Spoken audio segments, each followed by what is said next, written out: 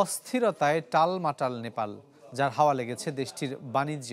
বন্ধ রয়েছে ভারত ও চীনের সাথে সব ধরনের বাণিজ্য। এতে কি পরিমাণ অর্থের ক্ষতি হয়েছে তা এখনও নিরূপণ করা সম্ভব না হলেও সংখ্যাটা যে নেহায়েতি কম নয় তা বেশ সহজেই অনুমেয়। জেন জিদের হাতে বদলে গেল নেপালের পরিস্থিতি। যখন জনপদ পুড়ে তখন বাণিজ্যের পালে যে বাতাস তাও হয় দূষিত, তাল হারায় ব্যবসার খেয়াও। নেপালের ক্ষেত্রেও তা পুরোপুরি মিলে গেল।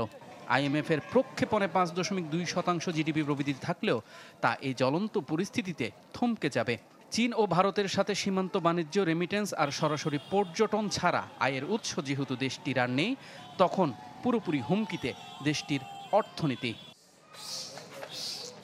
$1 বিলিয়ন আমদানির বিপরীতে $7.5 বিলিয়ন পণ্য রপ্তানি করে ভারত।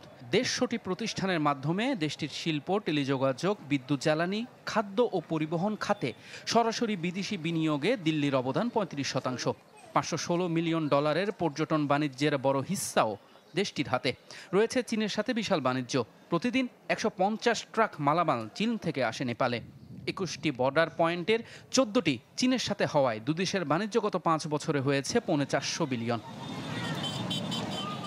যে সামাজিক মাধ্যম নিয়ে এত হইচই, সে মাধ্যমগুলোয় নেপাল বিজ্ঞাপনে খরচ করে বছরে $29 মিলিয়ন। 2030 সালের মধ্যে প্রায় 30 মিলিয়ন মানুষ অনলাইন বাণিজ্যে যুক্ত হবে বলে ধারণা করা হচ্ছে। সামাজিক যোগাযোগ মাধ্যম কয়েকদিন বন্ধ থাকায় ক্ষতি ছাড়িয়েছে কয়েক মিলিয়ন ডলার। রেমিটেন্সে 2024-25 অর্থ বছরে নেপালের আয় মাত্র $11.5 বিলিয়ন।